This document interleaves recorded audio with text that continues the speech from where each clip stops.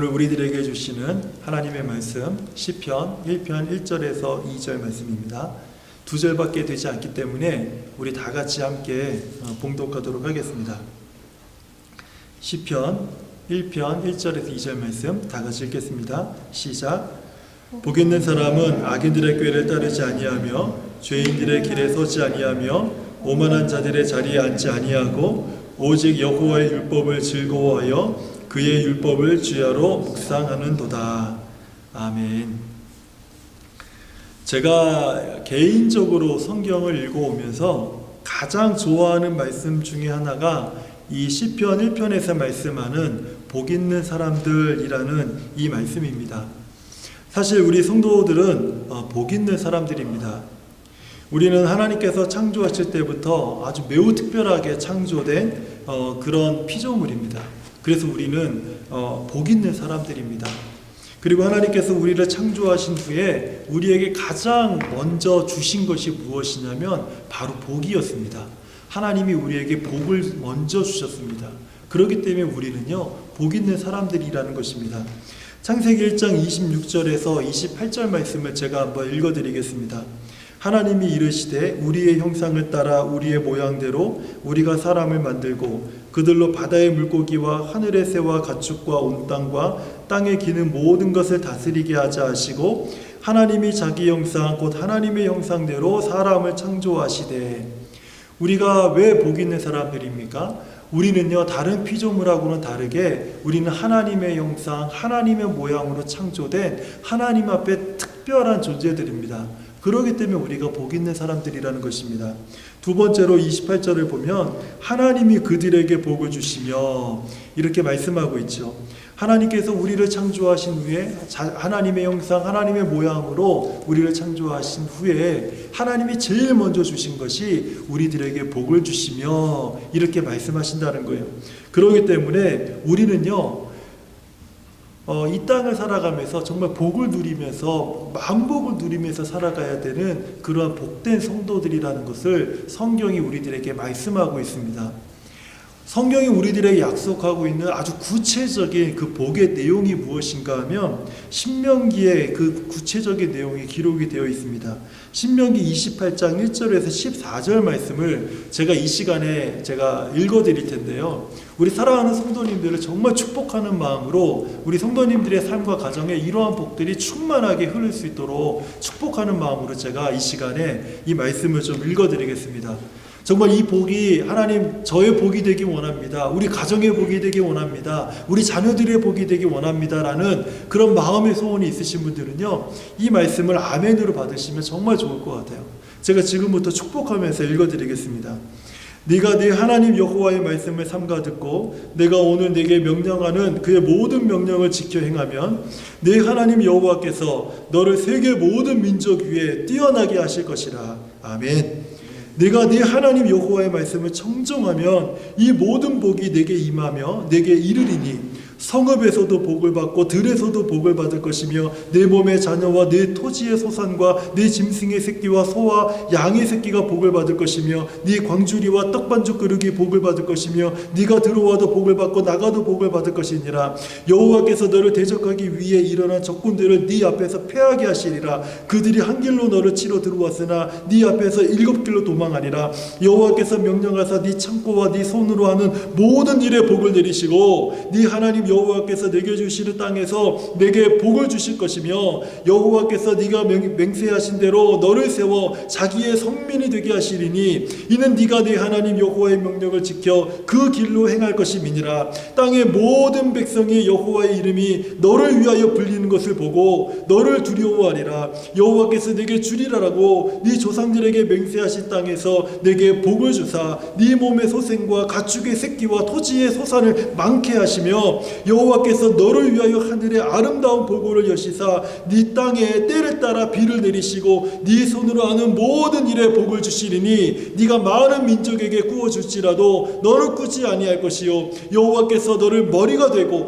꼬리가 되지 않게 하시며 위에만 있고 아래에 있지 않게 하시리니 오직 너는 내가 오늘 네게 명령하는 네 하나님 여호와의 명령을 듣고 지켜 행하며 내가 오늘 너희에게 명령하는 그 말씀을 떠나 좌로나 우로나 치우치지 아니하고 다른 신을 따라 섬기지 아니하면 이와 같으리라.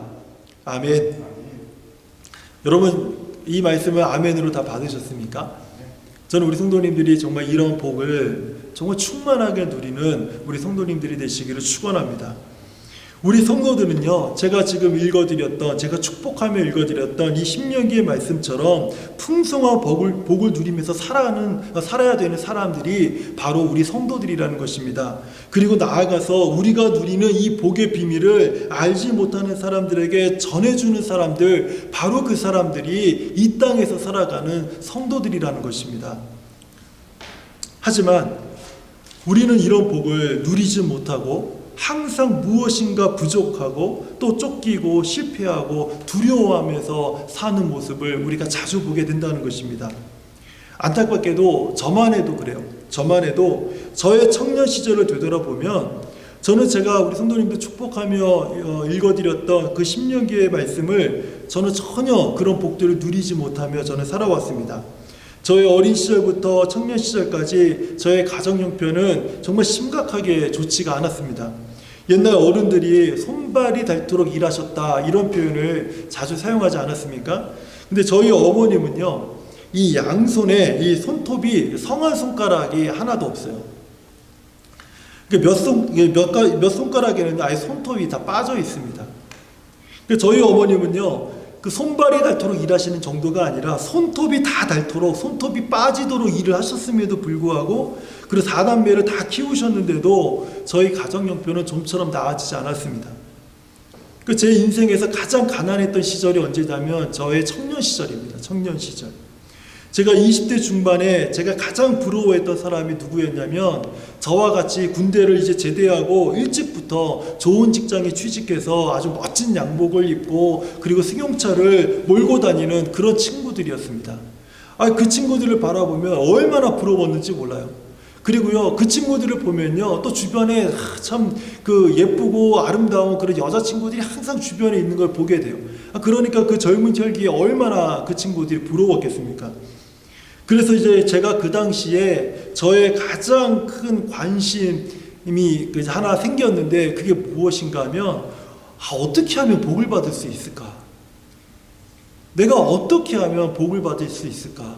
내가 어린 시절에 저렇게 저 친구들처럼 저렇게 잘하지 못했지만 이제 내 스스로 내 인생을 꾸려가면서 살아야 될 나이가 됐는데 나는 어떻게 하면 저런 복을 나도 좀 누리면서 살 수 있을까 하는 그런 고민들이 제게서 굉장히 많이 일어났습니다.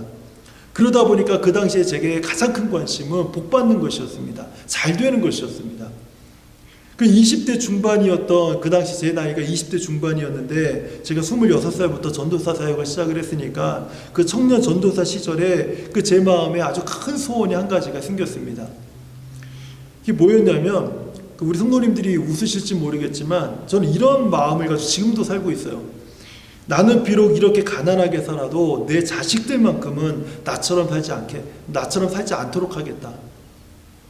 제가 이 소원이요, 제 가슴에 사무쳤습니다. 그래서 그때부터 지금까지 그리고 앞으로도 제가 이 소원을 하나님 앞에 의탁하면서 살고 있습니다. 제가 제 어린 시절을 바라보면서 우리 아이들을 보면은 제가 어떤 마음이 드냐면 이것이 정말 어느 정도는 하나님이 보고해 주셔서 이루어지고 있다라는 사실을 제가 발견하면서 깜짝깜짝 놀랄 때가 많아요.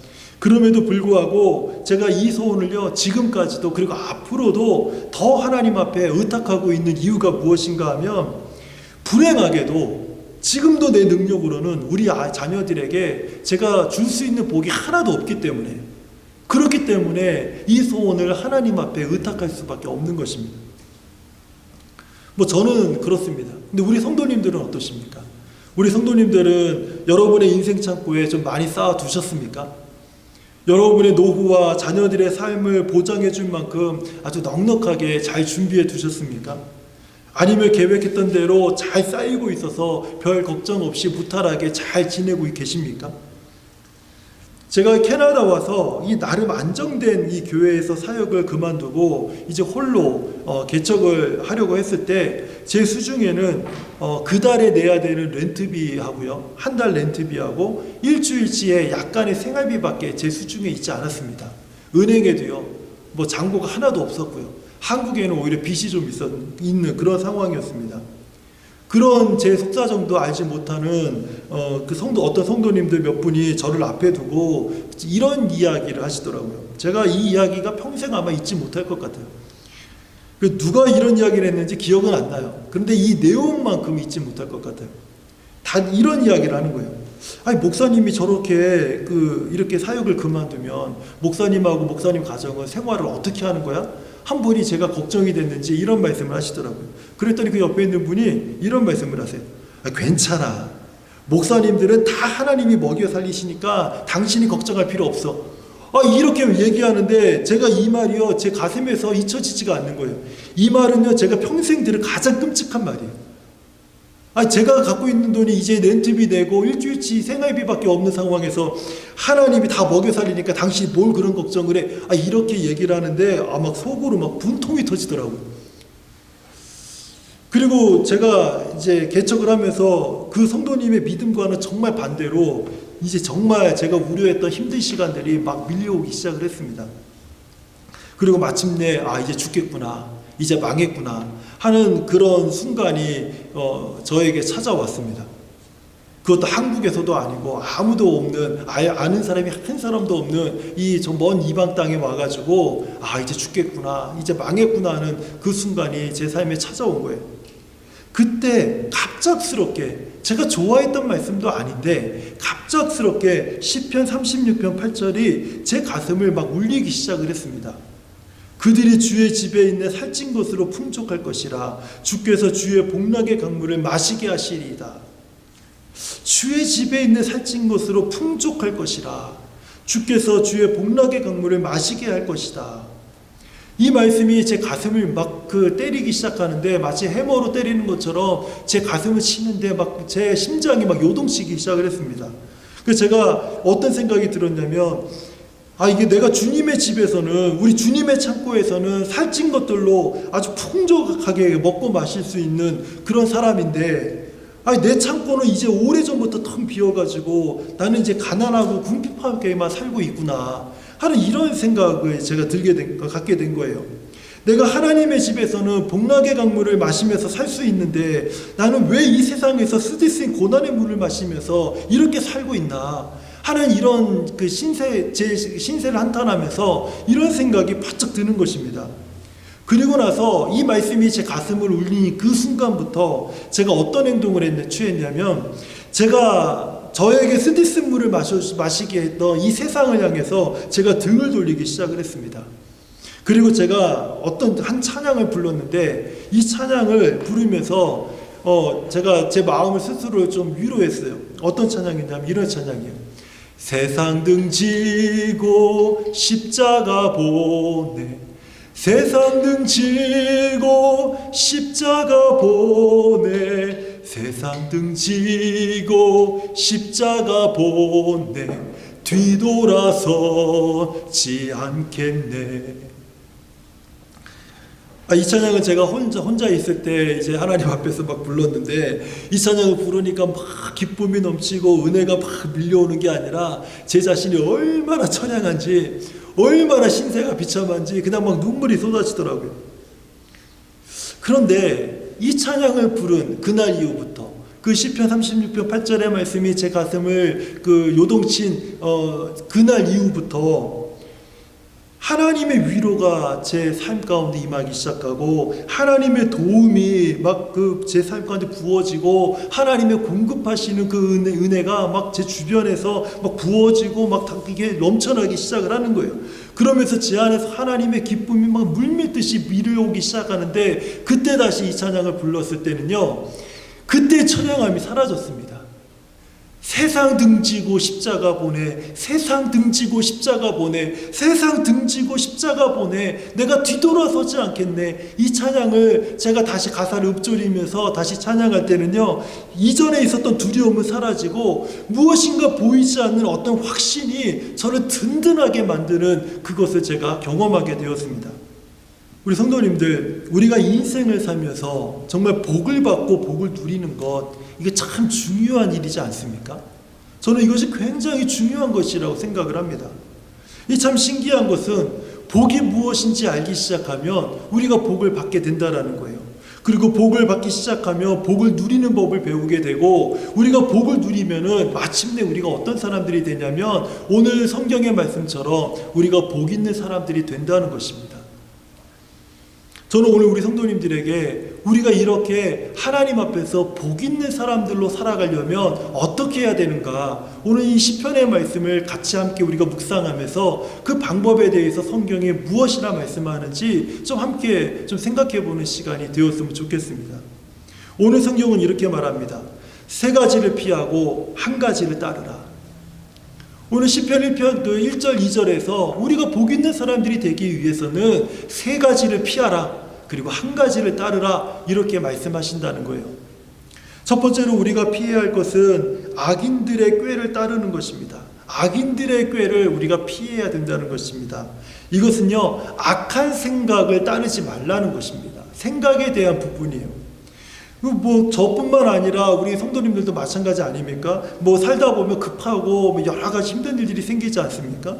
급하면 사람이 다 궁해집니다. 그리고 궁하면요, 막히게 되죠. 막히면 답답해요. 이 답답함이 우리를 덮치면 그 답답함을 우리가 믿음으로 극복하면 얼마나 좋겠습니까? 그런데 그 답답한 상황에 놓이게 되면 믿음은커녕 원칙과 상식에서 벗어날 생각이 우리 안에 막 밀려오기 시작한다는 거예요. 그래서 원칙보다는 위험을 감수하더라도 변칙과 위법을 강행해 줄 수 있는 사람들의 말이 마치 그 당시에는 정답처럼, 해답처럼, 새로운 살길처럼 우리에게 들려온다는 것이에요. 그래서 우리의 생각이 자꾸 원칙과 상식을 벗어나 하나님의 말씀을 벗어나서 그것을 따라가고자 하는 유혹이 막 물밀듯이 일어난다는 것입니다. 그런데 오늘 성경이 무엇이라 말씀합니까? 우리가 복 있는 사람들이 되려면 그런 생각을 버리라는 것입니다. 당장 위기를 모면할지 몰라도 이후에 더 큰 대가를 치르게 될 수 있기 때문에 그래요. 당장 눈앞의 위기를 피해보려고 가장 쉽고 편한 것만을 생각하는 사람들이 얼마나 많이 있습니까? 그리고 그것을 자랑하는 사람들이 우리 주위에서 적지 않게 우리가 만나지 않습니까? 그런 상황이 되면 우리가 원하든 원치 않든 간에 우리는 악한 생각을 따를 수밖에 없다는 것입니다. 그리고 그것이 올무가 되어서 우리로 하여금 복된 성도가 되게 하는 것이 아니라 조롱받는 성도가 되게 만든다는 거예요. 사실 오늘날 우리 기독교가, 또 교회가, 성도들이, 목사가, 또 장로들이 왜 이 세상에서 조롱받고 있습니까? 왜 비난을 받고 있습니까? 이 악한 꾀를 우리가 따르고 있기 때문에 그런 거 아닙니까? 오늘 성경은요, 우리들이 복 있는 사람이 되려면 그런 생각을 버리라는 것입니다. 두 번째로 우리가 피해야 할 것은요, 죄인들의 길에 서지 말라는 것입니다. 이것은 죄인들의 길이라고 하는 것은요, 죄악된 방법에 우리 삶을 기대면서 살지 말라는 것이에요.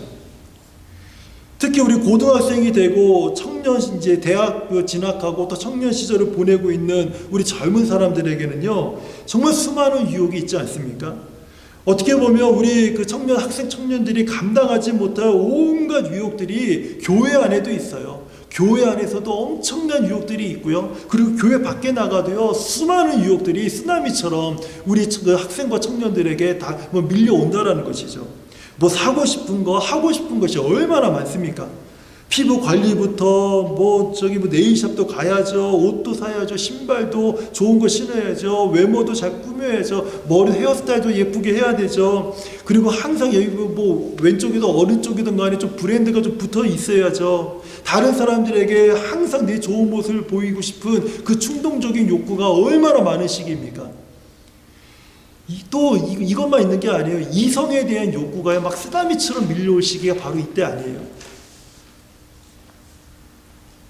한 번만 발을 잘못 내디디면 아주 성적으로 문란해지고 더 나아가서 약물 중독에 빠지는 것은 아주 그냥 그 흔한 그 세상이 되어버린 시대가 바로 이런 시대, 지금 이 시대 아닙니까? 이런 시기에 우리 학생과 청년들이요, 돈에 대한 유혹과 성에 대한 유혹, 이런 것 앞에서 흔들리기 마련이라는 거예요. 하지만 돈과 이런 성적인 유혹이 우리를 흔들어도 어떤 죄악적인 방법에 기대거나 의지하면서 살지 말라는 것입니다. 제가 뭐죠? 그 넷플릭스인가요? 넷플릭스에서 얼마 전에 제가 드라마를 하나 봤어요. 근데 그 드라마를 보면서 머리가 너무 아프고 너무 막 짜증이 나는 거예요. 한국 드라마였어요. 제목은 제가 얘기 안 할 거예요. 얘기하면 또 이렇게 보실까봐 제가 얘기 안 할 거예요.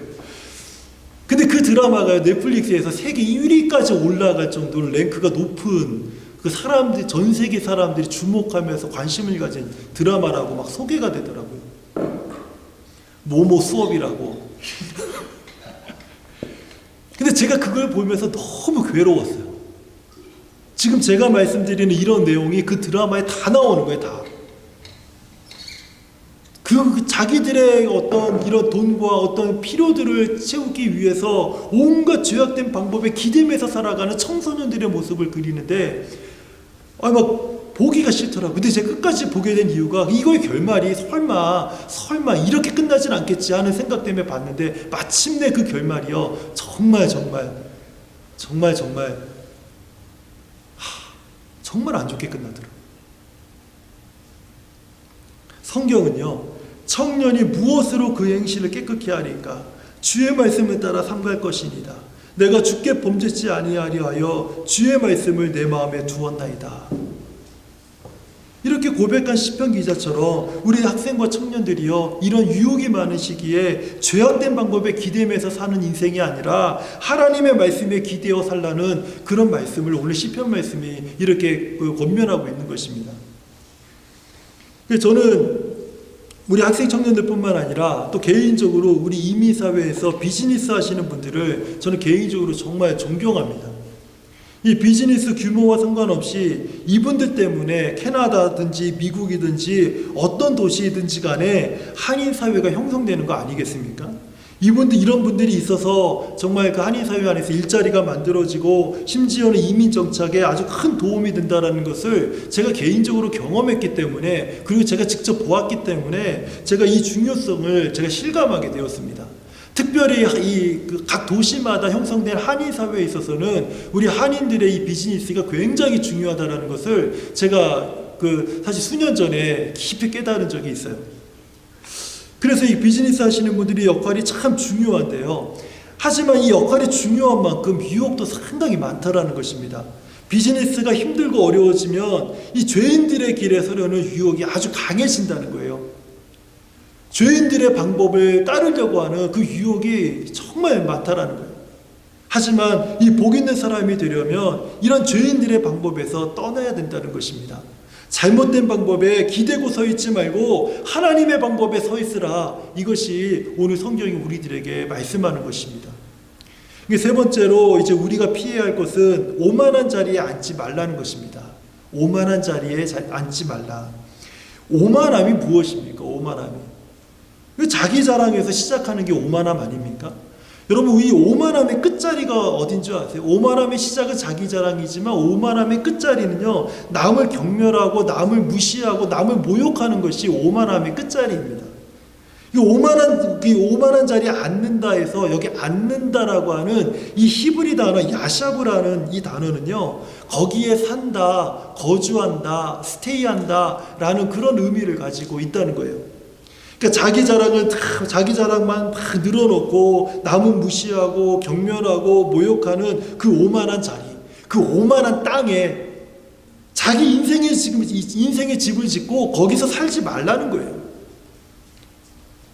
많은 사람들이 이 오만한 땅에다가 자기 인생의 집을 짓고 살고 있다라는 거예요. 그런데 복 있는 사람이 되려면 거기 그 땅에 자기 인생의 집을 짓고 살지 말라는 것입니다.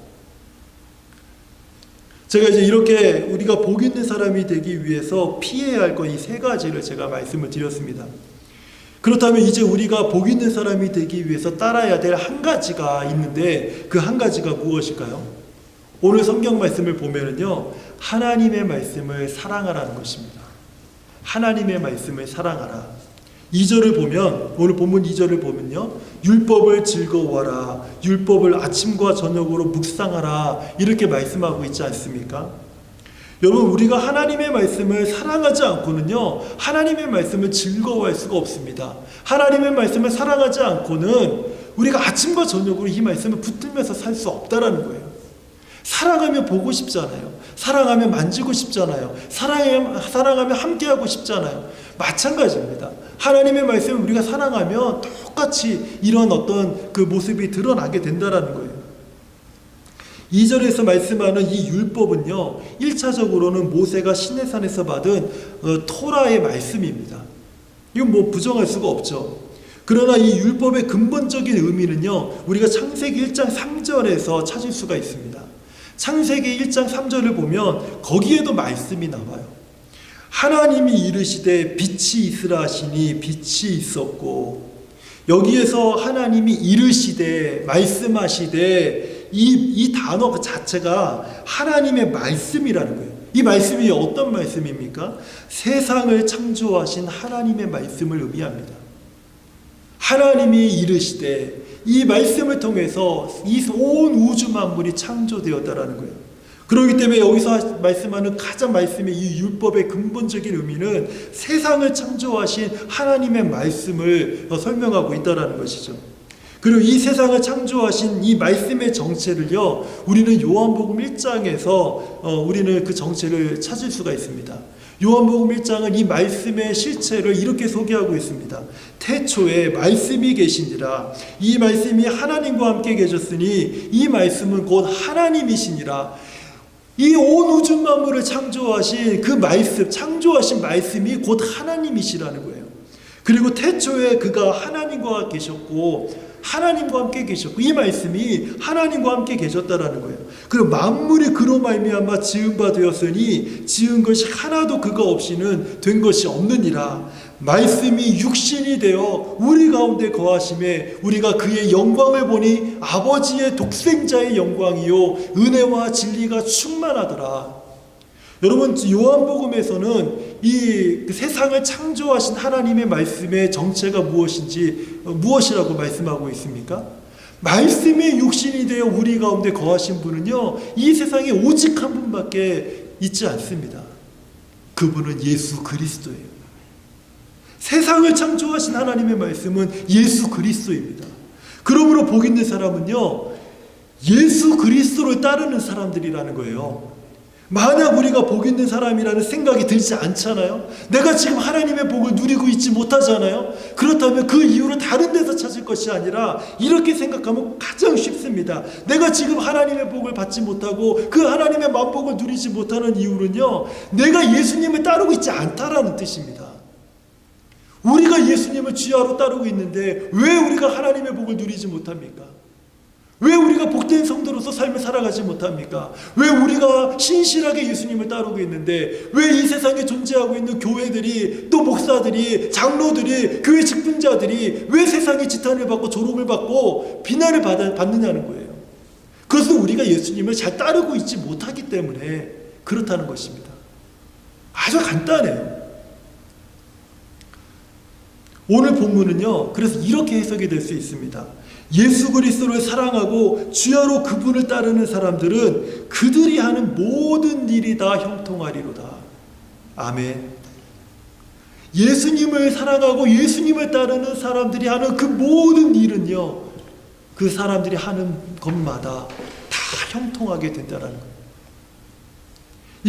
이 말씀이요, 사실 신명기의 축복의 말씀에 가장 핵심되는 말씀이었습니다. 이 신명기의 축복의 말씀과 이 시편의 말씀이 상반되지 않아요. 같은 말씀입니다. 바로 이것이 예수 그리스도를 따르는 사람들에게 주시는 하나님의 복이라는 것입니다. 하지만 지금 우리는 예수 그리스도를 신실하게 잘 따르고 있지 못하지 않습니까?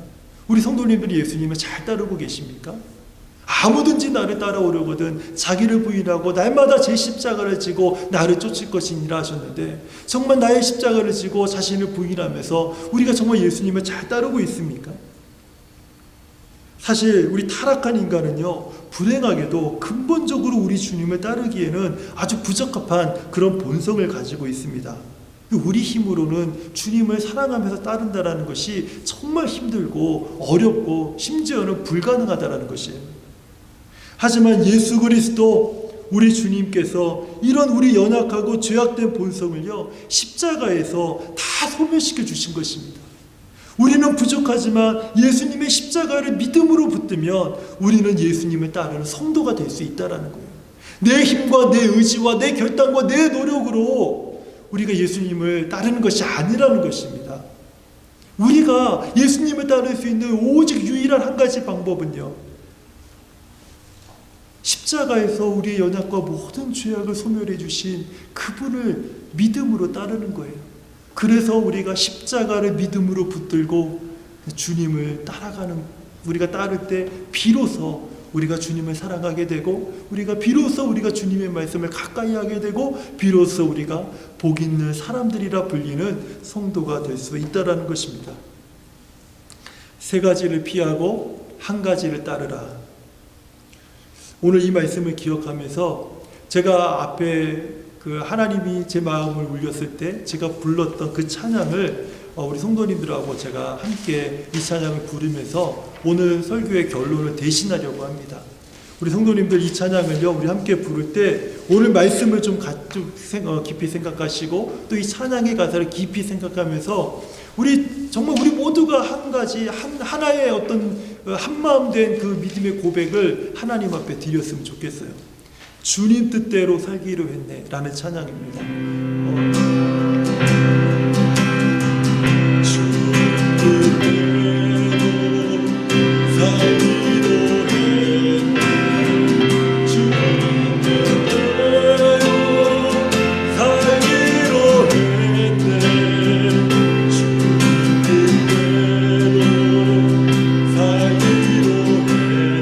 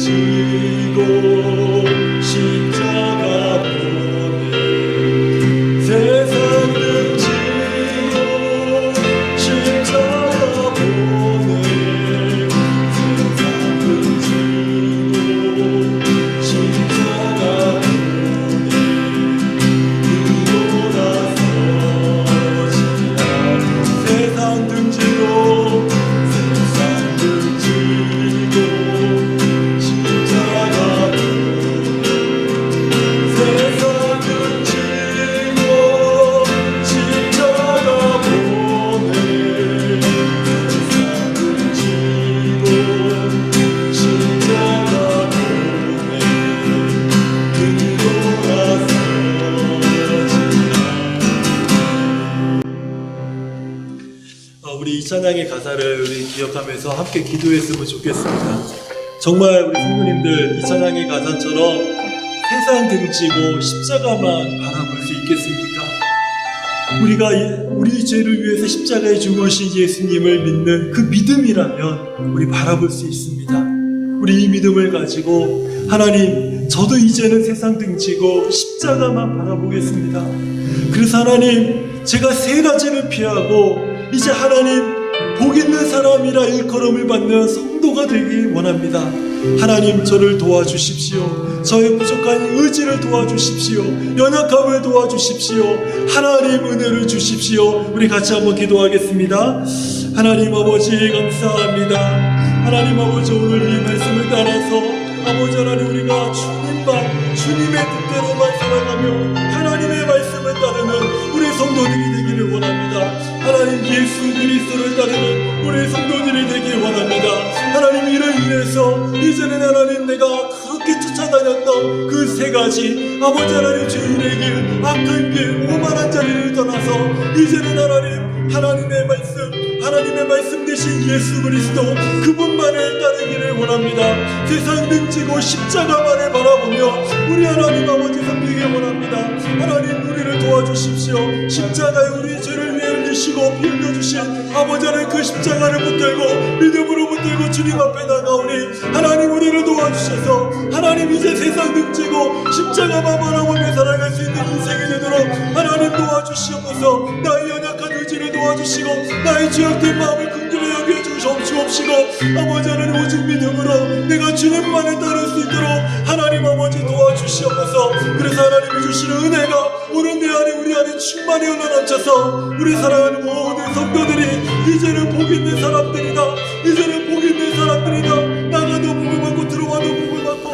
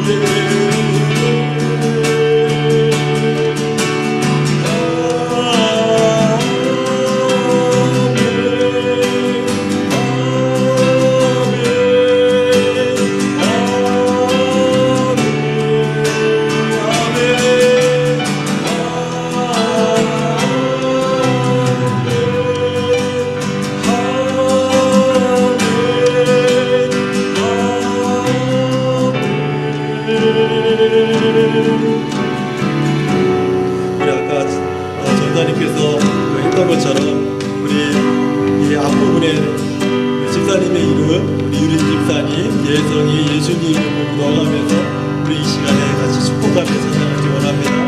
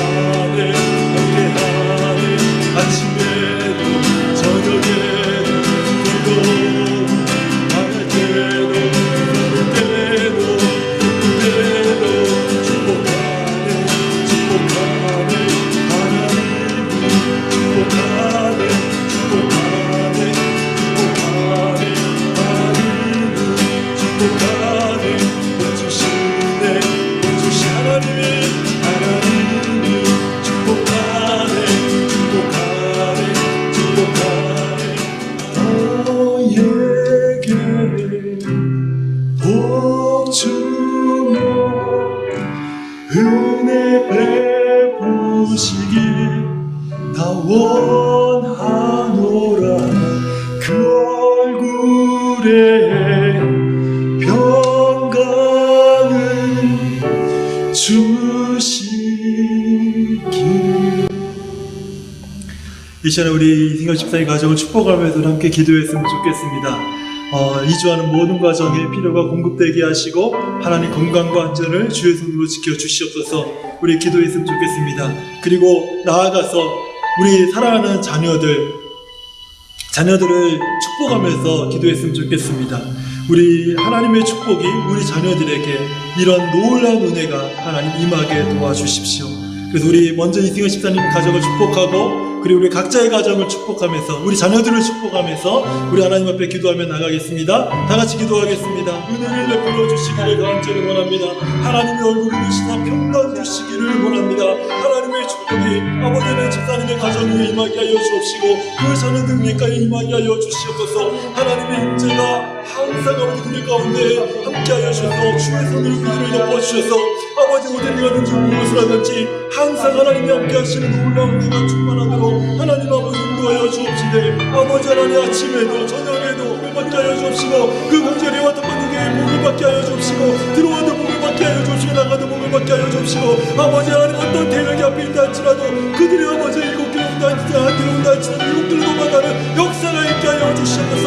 하나님이 아버지 우리 성도들한 모든 일에 복을 내려 주옵시고 이 땅에 사는 모든 인간도 하나님의 복을 더하여 주시되 자녀 위에 축복의 축복을 하나님이 더하여 주시옵소서. 언제나 우리 가운데 임재하셔서 우리의 뒤에 우리의 앞에 우리의 옆에 항상 우리를 두르시고 우리와 함께 하시고 우리를 도우시는 성령의 위로와 감화 감동 교통하심이